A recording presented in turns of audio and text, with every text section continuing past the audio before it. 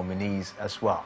And as well, CAF has also put up their verdicts on the situation or the crisis between Super Eagles of Nigeria and Libya. But we'll come back, of course, from this break. We're able to let you in on what, of course, is the verdict of CAF, and tell you it promises to be an exciting one. So we'll urge you to sit tight as we have a lot for you this evening. Stay with us. We'll be right back after the short break.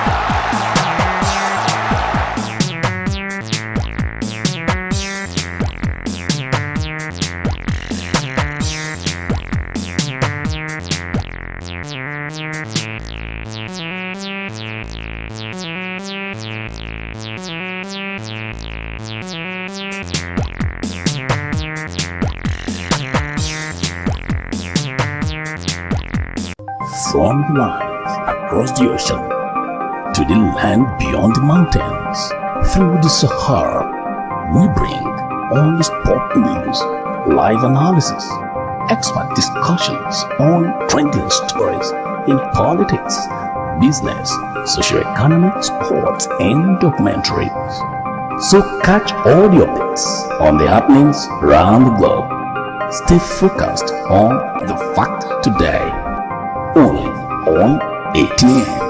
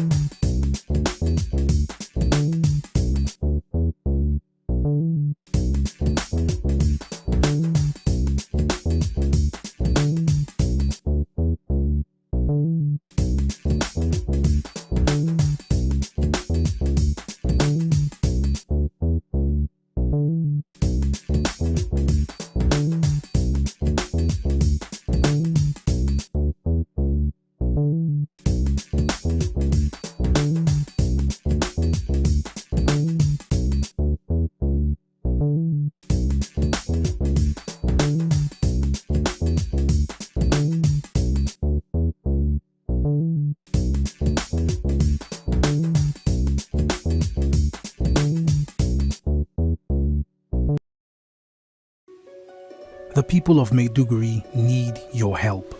A catastrophic flood has engulfed the city, leaving over 1 million residents stranded and fighting for survival.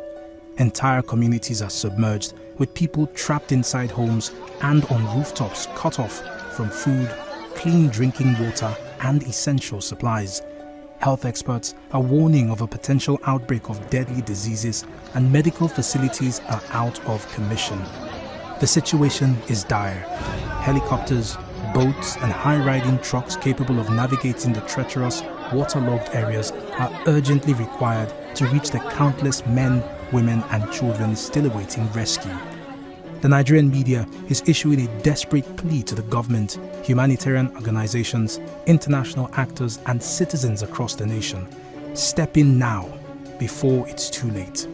For more information on how you can help, contact Professor Usman A. Tar, the Honorable Commissioner for Information and Internal Security, Borno State, on 0809 233 3955.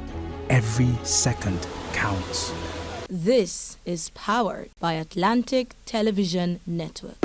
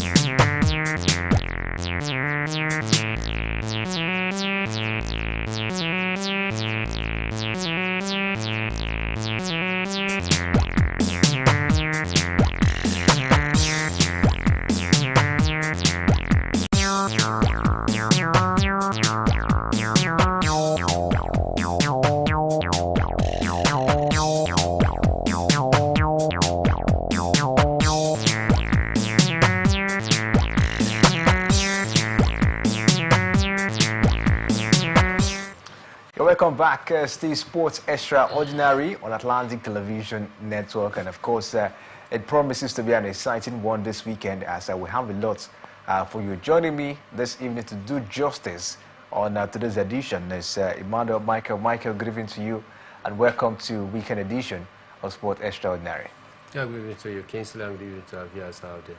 All right, you know, we've been talking about this, and that's about the scrubbing of the sport ministry this week. That story, of course, actually broke this week, and we'll be taking a look at it. But you know, it is pertinent. We'll also take a look at it as well on the weekend edition of Sport Extraordinary.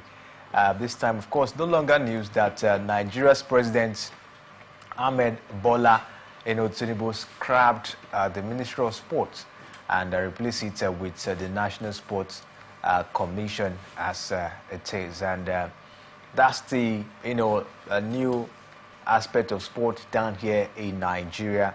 And Michael, a lot of questions on this particular one, on this particular gesture. You see movements from the federal government, or you say from the president as a stand. What do you make of the change? Was it necessary in any way? For me, I think the change wasn't necessary. The change of the name from Sport Ministry to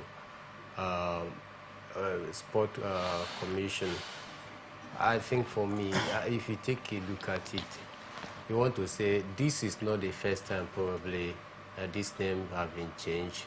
It has been varied over the years. A different government comes, they scrapped the name, bring in another name, but it's quite interesting to note that this name, the National Sports Commission, was actually came to bear under the military era of, that was 1971 to 1975, where the military actually brought that decree to bear, and since then we hold on to that name, not until 2015 when President Muhammadu Buhari came on board and decided to also, scrap the name National Sport Commission to bring back, the Ministry of Sports and Youth and Development. And the big question that is in the mind of many is that if a former military head in the person of President Muhammadu Buhari saw that there was an error or saw the need to change the name National Sport Commission that was drafted or implemented by the then military junta of 1971. Now we are in a democratical era, and President Muhammadu Buhari, according to him then, said that he's now a Democrat. He was no longer a military man.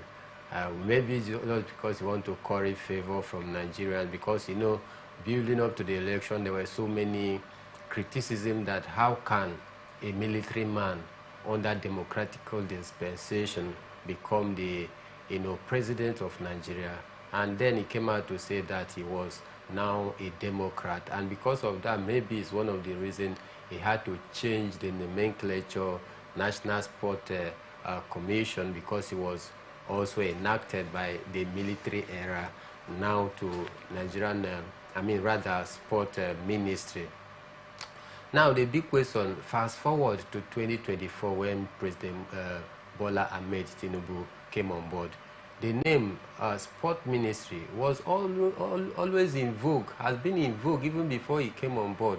And it was via the same name that he actually appointed the Minister of Sport in the person of John Owaneno. Now, just few months after he assumed office, he now decided to go back and revoke the name, the Ministry of Sport, to take back the one that was rather enacted by the military junta. In the 21st century, we are still making use of a decree drafted by military junta in the 21st century where we are in democratical rule. There have been so much, clamor by different Nigerians across board that there should be a constitutional review, because the 1999 constitution, you will also recall that it was also enacted by the military. And this is a democratical dispensation. There are so many people out there that are Democrat that still find, loopholes in this 99 constitution as amended. And that is why they are calling for constitutional review, which many people also agree, because taking a look at the realities on ground, there are some lacunas in the military constitution that was drafted, talking about the 1999 constitution as amended. Now, if there are so many loopholes in that lacuna, in that 99 constitution, and people are agitating for constitutional review, why President Ahmed Tinubu is going back to adopt such a decree? So for me, it looks as though we are just doing an experiment. If he wanted to have this change of name, maybe for whatever reason, why did he do that before appointing Senator John Owaneno as the Minister of Sports when he came on board? So it begs for question on why are we going forward or are we going backward? The world is evolving, and everything in this life is actually evolving. This is the jet age, a new generation, where we should be able to be thinking outside the box. Even if we had other constitution that was enacted by the military, I think for now what we should do is to try amend some of those constitutions so that it will meet up with the realities of this present time. We should just do some amendment to meet up with the present reality. But no, it's rather scrapping out the sport ministry to bring back a decree that was implemented or drafted in 1971. 1971 down to this day. Do you know how many years? A lot of dynamics. Over 50 years. A lot of things have changed. But yet, instead of we to move along as the things are changing, we are rather going back. So it's a big question. But like I said in our sister station, that you cannot tell me that there's no political undertone to this. There are so many political undertone to it. And surprisingly, Mr. President actually went for maybe holiday overs and abroad. After junketing to enjoy himself, he came back. In less than 2 days, there was a FEC meeting, Federal Executive Council meeting, and the next thing we hear was there is a change of things, cabinet reshufflement. Of course, that happens. We know that there is always a cabinet reshufflement for some people that come on board. Maybe they feel that they are not getting it right. There are areas they need to reposition. Of course, that is acceptable. But then reshuffling the sport ministry to bring back an old name in the present reality, you begin to ask yourself, is this the right thing to do at this point in time? Of course, for me, no. You came back no less than 2 days. You begin to reshuffle cabinet. That means it was pre-planned. Even while he was resting or enjoying himself over, while Nigerians are crying here, he was busy, you know, doing the reshufflement over there. He just came back to tell Nigeria, okay, this is what I went there to do, you know, because after all, you came back less than 2 days. You should have at least taken 1 week. You consult with other executives and decision makers that are experts in the system so that you get their own opinion as well before you can also, you know the direction to which you are heading to. But this one just came back all of a sudden. It's a change of this, change of that, as though we are under military regime where one man just run the show. You don't even care to take advice or listen to other input from different people, from experts out there. You just feel that you want to do the one that is in your heart. And for me, I'm only worried. Why? Because we are talking about the sports sectors. The sports sector is one of the highest employer of labor. And if anything goes wrong in terms of Nigerian sport, it's going to affect all as sundry. It's going to affect the youth, most especially, who are engaging themselves in meaningful venture in terms of sports, have different sporting activities that so many Nigerians are taking part to keep themselves busy, to also put food on their table, and to also help the country gain that stardom, and to also make themselves popular and relevant across not just Nigeria, not just Africa, but across the globe. Because some of the big names you are hearing in different sporting events, the likes of Tobilola Amosun, she's not just putting food on her table, but that of her family and to that of her community, doing the nation proud, doing Africa proud, and also gaining the stardom all over the world. The Victor Boniface, Victor Osimhen you are hearing today, I mean, you know a whole lot of people that is also feeding through them. True. Directly or indirectly. Then you talk about wrestling. The Daniel Igali you hear today, whether we praise, is doing very well and all of that. If that he did not have that opportunity to nurture his talent and get to the apex of his career before retiring and become an administrator right now, will we hear the name? You and I wouldn't know the name Daniel Igali today. So these are my worries, that if anything goes wrong in the sports sector in Nigeria, it's going to affect the youth, and the rate of crime and criminality will increase. Because if, for example, you have a talent, you know, in whatever sport you take interest in, I know you love football. Let's say you are a footballer and you are dreaming to probably become a professional footballer, and you take a look at how a league is being run. If you don't have the right people to manage the league properly, it means you are not going to have the platform for you to be able to nurture or nurse that ambition of becoming a good or professional footballer. And if you don't have that opportunity, when that platform is not presented to you, what will you do? You will not kill yourself. You rather resort to something else. And that thing might be negative vices. Why? Because they think that you have occupied your mind to do as maybe something that you take interest. This is the area you will want to develop. The opportunity is not there because the people manning the affair are not doing the right thing. You don't have the opportunity. You rather resort to something else. And that is why I say crime and criminality will increase. And it is not for the good of the common Nigerians, because when it happens, the nations, I mean the immediate environment first that we live will become very inhabitable. You can't sleep in the night. Why? Because there are so many gangsters, there are hoodlums everywhere. Pass across the road, they doff your phone, steal your phone.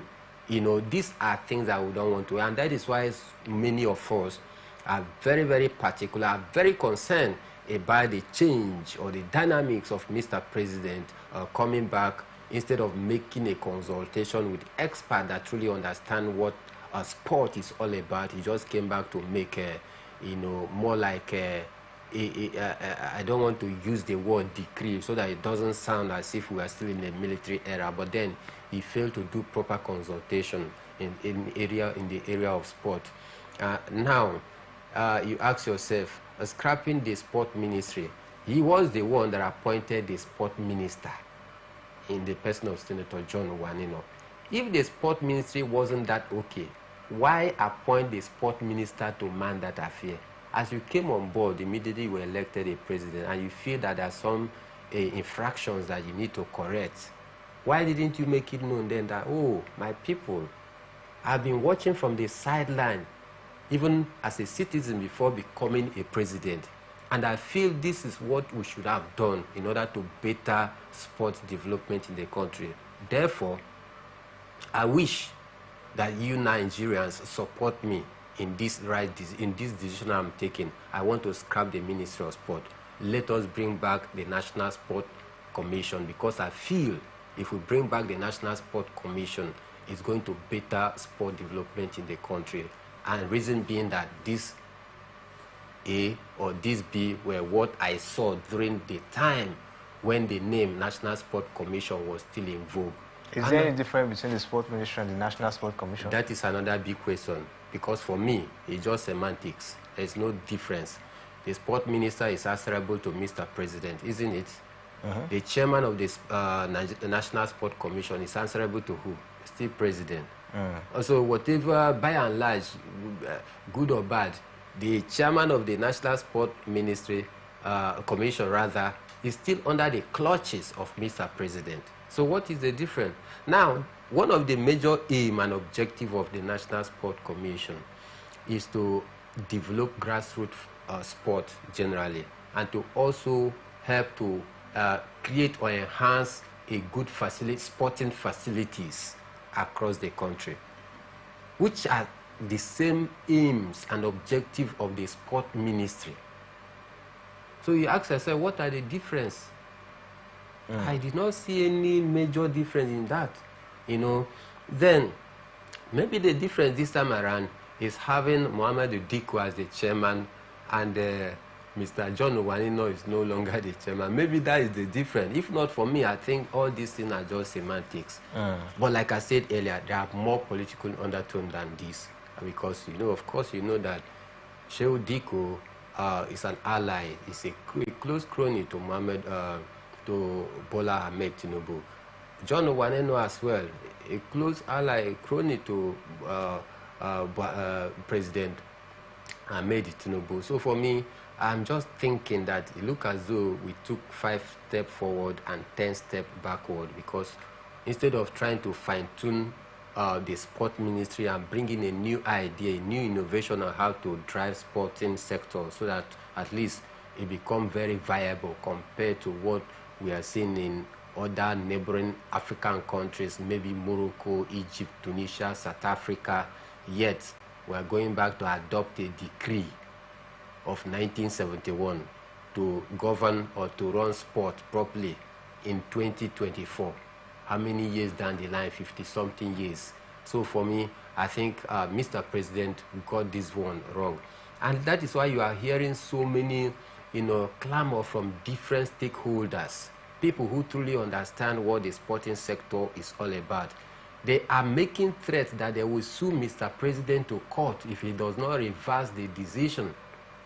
And so if you take a look at it, a whole lot of, you know, issues. But I'm only concerned, why? Because it has to do with the teeming youths out there who are venturing into sports. Of course, you know, sport has become very lucrative nowadays, that whichever field you find yourself, so long as you're able to prove your mettle out there properly, you'll be identified. When once you're identified, you are done for. Because if you cross the shores of Africa, my brother, you've made it for life. Even if you stay in Africa with the right conducive environment for you to thrive and pursue your career, you are as good as those of them that are in Europe. Even some of our local based players that are still doing very well, at least they are feeding their family, they are taking responsibility, they are doing the things that they were supposed to do for themselves out there. You know, but if the template is not right, then it will become a problem. So for me, I think the name, the National Sport Commission and the Sport Ministry, these are just semantics. There are no two differences in it. All right, let's see how it is. But just like you've heard down there, the chairman of the National Sport Commission now no longer You talk about it's not John one, it's now Shehu Diko.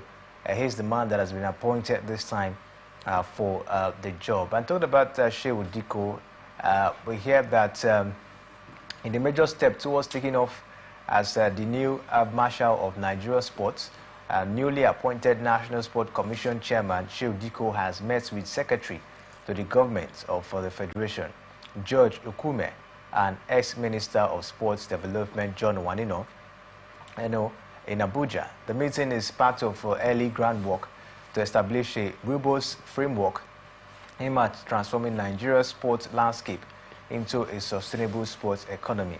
Diko is setting the foundation for the National Sport Commission with a mission to elevate Nigeria's sports industry to meet the best standard. Emphasizing the importance of collective support, Diko encouraged all stakeholders to rally behind the National Sports Commission's mandate. This new direction is anticipated to boost professionalism, create economic opportunities, and enhance sport infrastructure and development across the country. Now, as preparation move forward, stakeholders are called upon to contribute to this pivotal shift as Diko and his team work to redefine Nigerian sport. Now, this united front is seen as essential to achieving the ambitious goals of the National Sport Commission and take Nigerian sports to unprecedented heights. Michael, Shehu Diko has started already. He has met with, the secretary to the different federation, Okume, and as well the former minister of sport, as it stands now, John Wanino. At least to share ideas and see how they can, start putting things in place for sports down here in Nigeria. What do you make of the move? Well, for me, I think it's a good move, but then we must take a look at his person, his background, where he's coming from. Is he worthy of this appointment? Is he the right man for the job? Can he do the bidding of sport, for developing sport? These are some of the questions that he's begging for answer. Take a look at his past track record.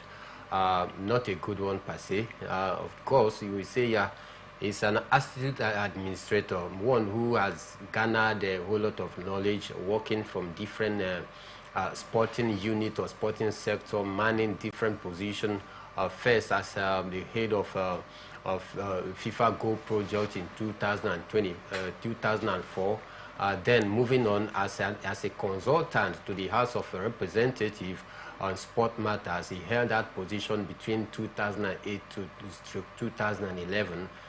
Then from there became the chairman of the league management company, where we actually saw a whole lot of issue brewing out there that actually led to fallout of some of his friends and cronies because of the way he was running the affair. In fact, under his regime, football, to be precise, nearly collapsed in the country. Then we saw, the monumental shame where the Nigerian league was almost relegated to the background, that teams or leagues in the neighboring country like Benin Republic were almost better than Nigerian league. Then officiating was poor.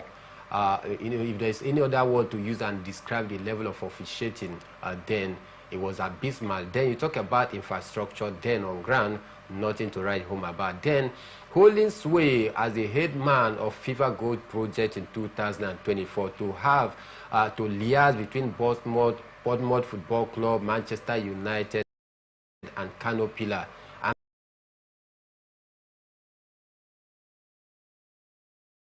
Because they say charity begins at home.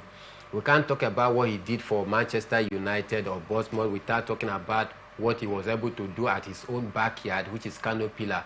Kano Pillar was supposed to be the major beneficiary of we having him there, via that appointment by FIFA to become the head man at FIFA Go project. Kano Pillar, as at then, was supposed to have one of the best stadia when you talk about league football right here in the country, more like what we are seeing with Remo Stars right now, because they boast one of at least manageable stadium, standard stadium, in the league. But then, how many of our pitches were in good condition during the time he holds sway? Now, fast forward to the allegations that was leveled against him, financial misappropriation, you know, a whole lot of things. In fact, the matter went to court, and he jumped justice. As we speak right now, the matter has not been finished with. It has not been dealt with. There are so many accusations pointing towards towards him as a person, talking about Shehu Diko. In fact, to cap it all, you saw the problem or troubles that actually brewed when he was the chairman of the league management company. He had so many wars to fight. And if you're a leader, instead of leading,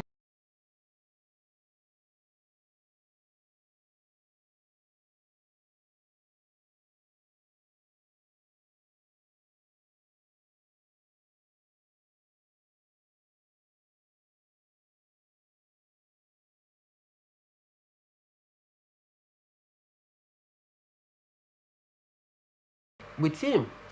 In fact, he was accused of stealing and embezzling a whole lot of money, to which he has not come out plain to deny in the court.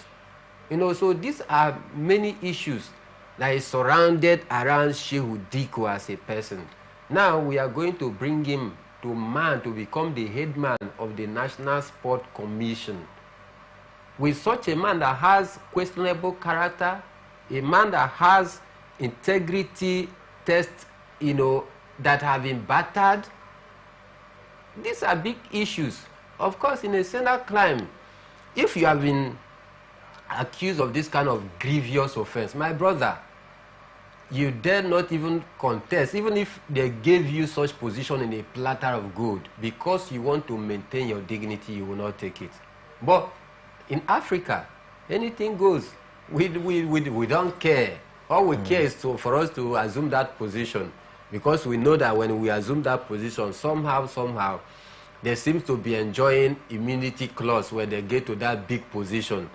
So they just find their way there, whether their track record was good or bad. They don't care, you know. But then in a Senate climb, no, he does not take such an appointment where you have, you know, a questionable character in the court, financial misappropriation. So I think for me, let's hope that he will turn a new leaf. But then it's going to be a very difficult one. Like a parable I threw to us in our sister program this morning, that a lizard, taking a lizard from the shores of Africa away to the shores of Europe, that lizard will not turn to become a crocodile. It will still become a lizard, isn't it? And so whether it's going to have a new change of life, it's a story for another day. But take a look at the move so far. That you have started consultation. Of course, you know, maybe this may just be a flash in the pan to curry favor from Nigerians and from other stakeholders to say, less than 48 hours when he was appointed, the man has already hit ground running, and somebody will ask, where is he running to? Who is chasing him? But that was on a lighter note. The truth is that, you know, Shehu Diko need to prove to Nigerians that fully, honestly, I am that man. If there are any other thing that I've done in the past that seems not to be good, this time I want to redeem myself. Give me that trial. And that trial has been given to him right now. Let's hope that he can be able, you know, to cement his position and gain the trust of Nigerians. All right, we'll keep our fingers crossed and see how the, you know, era of Shehu Diko as the National Sport Commission chairman will look like. Away from that, the young athletes who represented Nigeria at the 2024 Lima World Under-20 Athletics Championship in Peru are yet to receive any allowance from the federal government for their efforts months since this championship, you know, ended. Now, the coaches that led the athletes to the championship are all silent, reason being that they don't want to lose their job. Now, this situation is deeply concerning, especially when considering that many parents are hesitant to let their children participate in sports for exactly this kind of reasons. Now, it is heartbreaking to think that some of these young athletes, due to short notice, borrowed money to travel to Abuja by air, believing they were proudly representing their country for the first time, and that's when they come back, they will be rewarded. And this experience, instead of being one of the pride and accomplishments, has turned into a horrible ordeal for them. So sad at the moment, but we hope that the new National Sport Commission chairman, who is now Shehu Diko, would change this narrative at this point in time. That's, of course, what we're looking forward to as it stands. Let's see what Shehu Diko will be able to do. They've held their, their annoyance, at this point, in their grievances. I will hope that Shehu Diko maybe will listen to their cry. Let's hope that he listens to their cry, because it's very disappointing and disheartening that glories and laurels to the country are not adequately rewarded. In fact, they have been asked to go borrow just to make sure they represent their fatherland. And of course, they went out of their way to borrow. That is the highest level of patriotism, if you ask me. Then they went out there, coming back, and it's not even a handshake, not to talk of rewarding them financially. Then you ask yourself, the money that they went to borrow, how are they going to pay back some of those money they borrowed? Don't forget, there are some conditions that is attached to borrowing to some person. For example, you go to bank to make for borrowing. They are going to ask for collaterals and interest. Some of them might have, procured interest or collateral during the course of borrowing to go and represent their fatherland.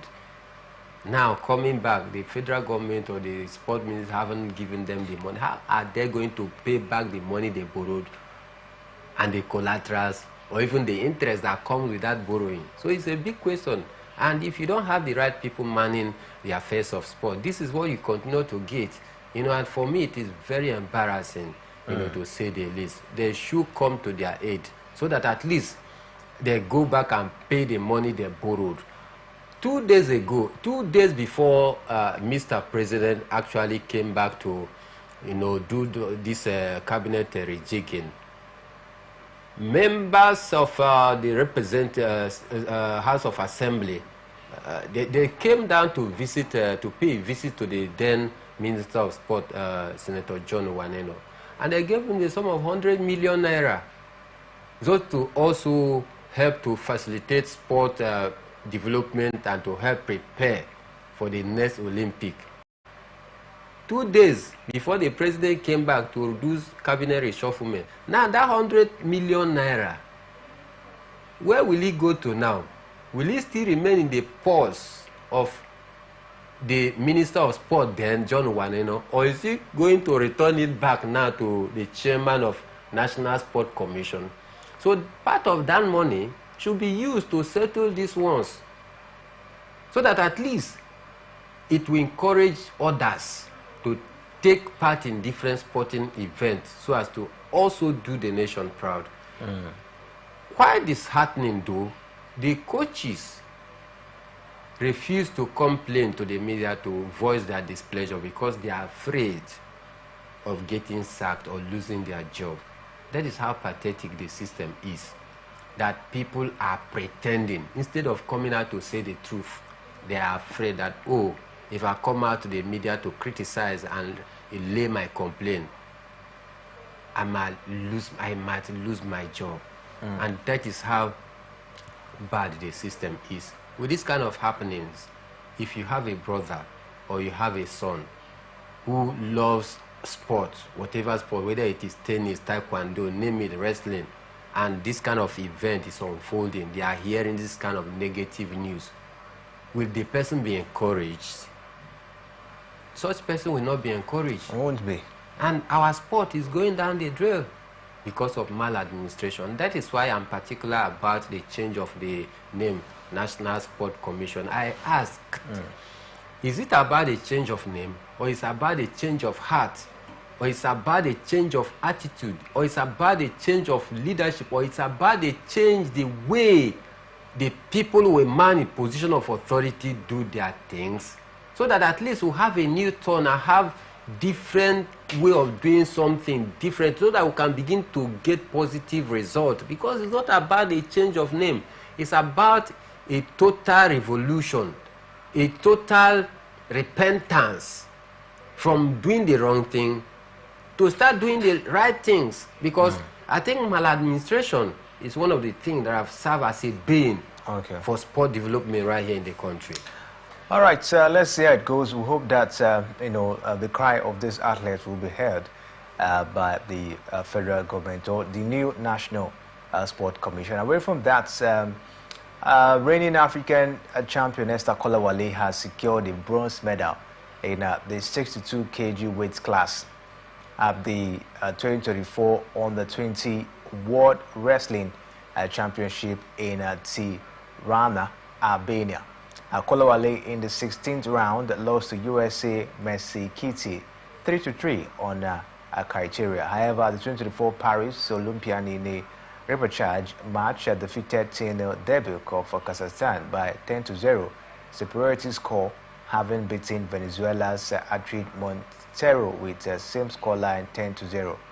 On the third, Esther Kolawale secured the bronze medal with an emphatic 10-0 superiority win over Victoria Vezo of Estonia. Reacting to the win in Albania, the President of Nigerian Wrestling Federation, Honorable Dan Ligali, applauded the motivated reaction of Esther Kolawale after she lost in the 16th round. Dan Ligali, who alongside coach Aki Purity led Esther Kolawale to the championship, expressed confidence that the experience will shape her for future international events. Now, Esther was unlucky not to be in the finals of this event, he said, and he said their goal is to start the preparation for the 2028 Los Angeles Olympic in earnest. Now, getting on the podium at the Under-23 World Championship is a step towards that goal, and Kolawale is expected to return back to Nigeria and readiness for the third Governor Dewey National Championship from 5th to 9th of November in Yenagoa. And with that, we'll take a break. When we'll come back from this break, of course, we'll bring you other interesting issues revolving around the beautiful world of sports this weekend. Stay with us.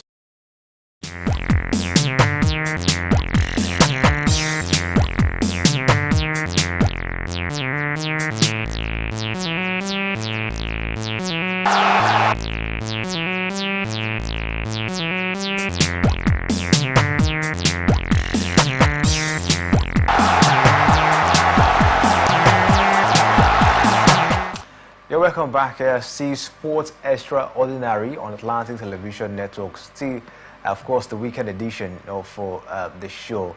And of course, we're going to report this weekend that the Confederation of African Football Disciplinary Board has announced its ruling on a recent protest concerning the match number 87 of the 2025 African Cup of Nations qualifiers between Libya and Nigeria. Now, following the review at its October 23rd, 2024 meeting, the board has declared the match forfeited by Libya, resulting in a 3-0 victory awarded to Nigeria.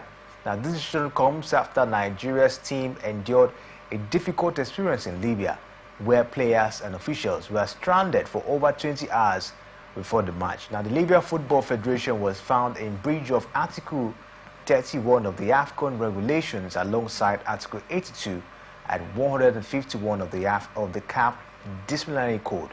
As part of the ruling, the Federation has been fined $50,000 payable within 60 days of notification, and the disciplinary panel chaired by Mr. Osemene Kene of Senegal and Vice Chair Ms. Njere Onyango of Kenya emphasized CAF commitment to fair play and integrity within the competition. Now, with this ruling, Nigeria now extended lead at the top of the Group D to 10 points from 4 games, reinforcing its position as group leader. Michael, what do you make of this decision from CAF? I need to give them applaud because this is expected. Don't forget, this is not just about African football, but the eyes of the world were very much interested about this very one, to see whether the integrity of CAF will be actually smeared, or whether they are going to maintain that high level of integrity. Now, of course, with this ruling or with this verdict, I think they've actually, cleared the air to actually tell the world that indeed their standards still remain the standard. Of course, breaching the Article 31 and 82 of the CAF laws is a criminal offense that is punishable which is what they've done out there. 3 points, 3 goes to Nigeria, and financial imposition. $50,000, that's huge. Good, that is huge, so that it will serve as a deterrent to others who want to toe this same line, because you can't just be toying with CAF, because they wanted to toy with CAF. The evidence were too overwhelming. Even the pilot of the said jet clearly said it less than 24 hours after that incident that he would be ready to testify about the truth of what happened, that he was actually compelled by higher authority, in quote, Libyan higher authority, that instead of landing at Benghazi, he was compelled to land at Al-Barak. And the evidence are there. He said he has his paper, everything were complete. There was nothing that we say, okay, because of this, that is why you have been told to divert. No. So the evidence were too overwhelming. 18 to 19 good hours, you kept the Super Eagles hostage. In fact, they were kidnapped for complete 19 hours. No food, no water, no internet. Come on. No. They were like trying to play, with the integrity of CAF. And I believe that CAF truly knows what was on ground, that any decision that does not align with the professionalism or with the rules of the game, then they will be sending a bad message to the world about who they are, what they represent. But because of these rulings right now, I think they've actually maintained the standard, and of course the world is watching. Also for me, 3.3 goals for the Super Eagles. That is the right judgment. Like I said, the evidence were too overwhelming that the Libyan authority has no answer at all, to defend. What are you defending? They brought up pictures of where they were. We saw them sitting down on the ground in the airports down here in Nigeria, and all of that. And they also complained that they were not properly treated when they came down to Nigeria as well. If you were not properly treated, there is a channel for you to ventilate your grievances.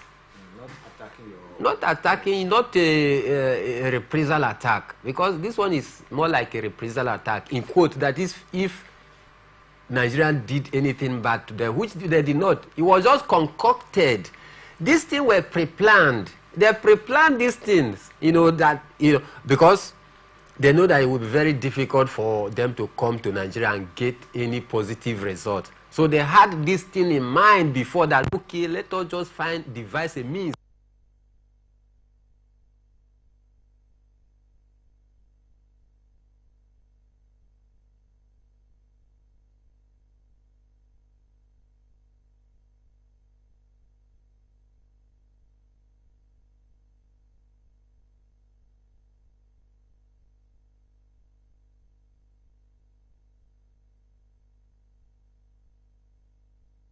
Report to CAF. That should be the right thing. If you feel that we were badly treated, you know where to actually go and tender your issue, so that you will be looked upon. And you didn't do that. You kept adamant, only for you to say, oh. And of course, you know that retaliation in football is actually an offense. That is why even in the course of football play in the pitch out there, if a player get to foul you, you don't have any right to retaliate. Because even if you retaliate, you are going to receive a punishment, either red card or yellow card. Why? Because you retaliated. The normal thing is to allow, the center ref to decide. You have been fouled, no problem. The center ref is going to do his job. So for me, retaliation in football is against the rules of the game. So if Libya actually felt that they were badly treated by Nigeria, by the Super Eagles when they came here, the right thing for them to do is to tender or lodge their complaint with the CAF disciplinary committee, and CAF will look into the case. But they did not do that. So for me, the evidence were too overwhelming that they had no answer. So I think it was the right thing, right decision from CAF, so as to maintain their integrity. Right decision from CAF. 3 points awarded to the Super Eagles of Nigeria. And I tell you, Nigerians are very happy at the moment. looking at the fact that they're not topping that group with 10 points. I think with this they've qualified, you know, for the AFCON. Impressive one, of course, for the Super Eagles. Impressive one for Osne Guavon, who has come, you know, to stabilize the ship, you know, so far, Michael. Of course, impressive one, you will say, for Osne Guavon for the Super Eagles.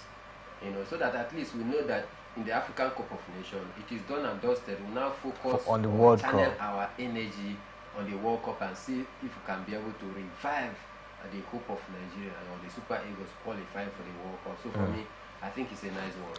All right, let's just bring you this one, of course, came up this week, and the Confederation of African Football as well unveiled its much anticipated shortlist for the 2024 Men's Player of the Year award, featuring Nigerian athlete Ademola Lookman and William Trusekong among the distinguished nominees. Michael, I know you saw that list.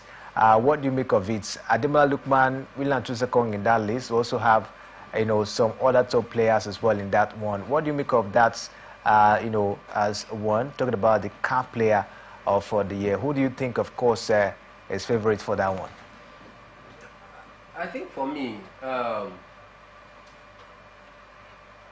Lookman, I mean, stand tall among the names that have been rolled out by CAF because he did pretty well for his club side. They're talking about Atalanta, you know, helping them to lift the Europa, you know, beating even one of the best teams in the whole of Europe last season, talking about Bayern Leverkusen.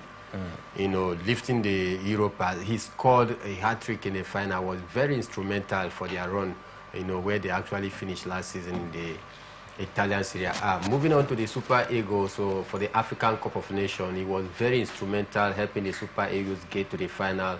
You know, scored 3 goals, had about 2 or 3 assists out there. Was very instrumental.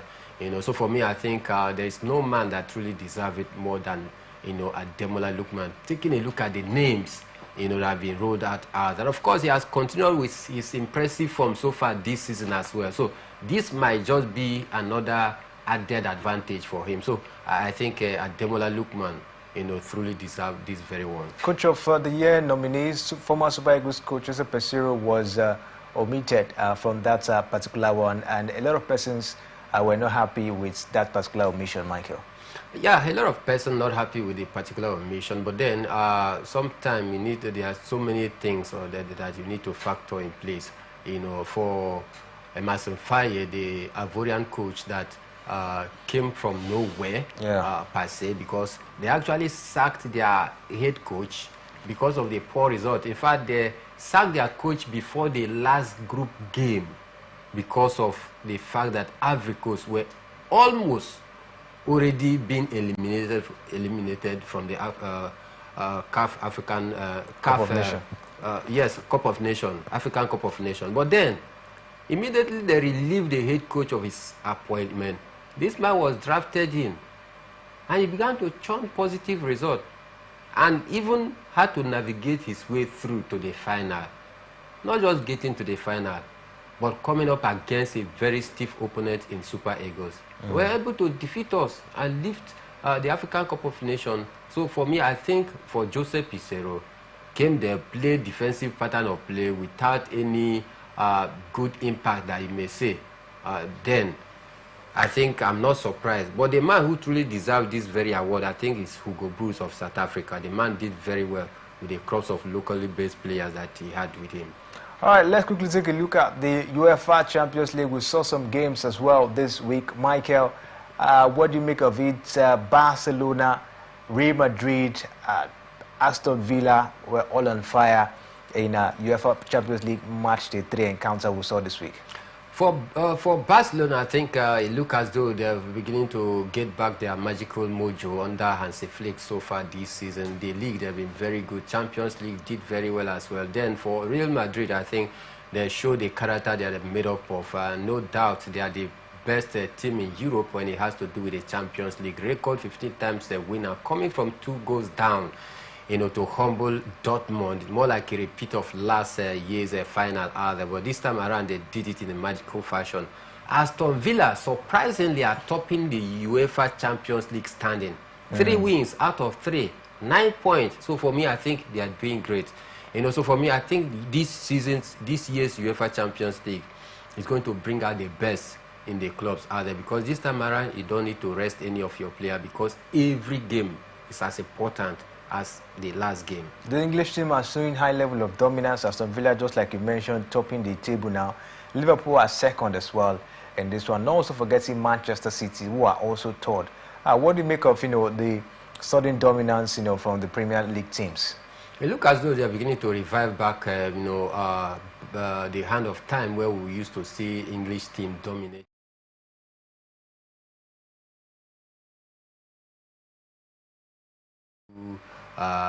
12, down to 2021 as well, where they also did very well. So for me, I think they are doing very well. Match day 3 has come and gone, and they are still, on top. Talking about the 3 English clubs out there. Let's hope that, as the game continues to progress, they will continue to maintain this kind of standard. And I tell you, if they maintain this standard, maybe, just maybe, one of the English Premier League is going to leave the Champions League this season, but it's at any early call to make as it is right now, because we haven't even done with the group stage, not to even talk about the round of 16. Let's see how it goes. Of course, let's keep our fingers crossed and see how the Champions League, of course, will go down. But Michael, what do you make of the competition so far? Talking about the new formats of the Champions League. It's been massive. I think the competition for me is very, very healthy, because this time around, like I said earlier, you don't need to, trivialize any game. You don't say that, okay, I have a big game in the league, therefore let me rest some of my players. After all, if I get to lose in this Champions League, I still have time to bounce back, because last season it was, the old format is that it will be grouped. It will be grouped along different teams, Group A, Group B, Group C, so on and so forth. You play home and away for each teams. But this time around, there's nothing like Group A, Group B, Group C. It's just one standings, one table. Then the first 9 teams make it to the round of 16, while from 10 to 23, you go for playoff. And from 24 to 36, you are already out of the competition. So I think this has made it very, very, very, very competitive, because every game, like I said earlier, counts this time around. All right, at this point, we'll call it a wrap. This weekend has been an impressive one, of course, and we'll be back, I'll be back, of course, to bring you the latest revolving round the beautiful world of sport. Also stand here, always to make sure we bring you all that you need to know revolving around the beautiful world of sport. But we can't go without telling you that Rwanda female referee who has retired, talking about Salima Mukanzanga, she is our sports extraordinaire on today's edition of the show. She actually had a very impressive career for herself, officiated in so many tournaments. And with that, of course, she is our sport extraordinaire on today's edition of the show. My name is Kingsley Emmanuel. Thanks for watching.